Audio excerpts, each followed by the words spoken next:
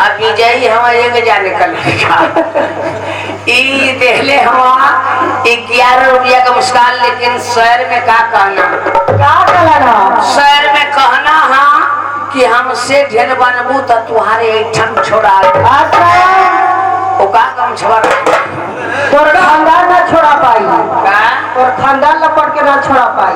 मानत है हमारा ना छोड़ा पाई तो छुड़ा लिया। कहना कि हमसे ढेर बनबू तो तुम्हारे ऐठन छोड़ा दे।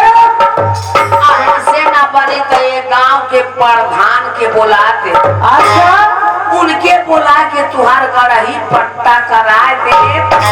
इन्हा लोग का रोहू ना मिली तो वो लड़कन का गोरगोजी बटोर के तोहरे गढ़ही पे छोड़बा। सुना तो जाके को दिया ना कि देखना कलाई की चूड़ी एक दिन घड़ी हो जाएगी, देखना कलाई की चूड़ी एक दिन घड़ी हो जाएगी और ये छोटी है छोटी से बड़ी हो जाएगी।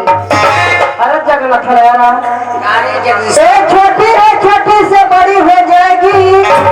ए हमारा राजा, अगर मैं आंख मार दूंगी तो पूरी पब्लिक की खटिया खड़ी हो जाएगी।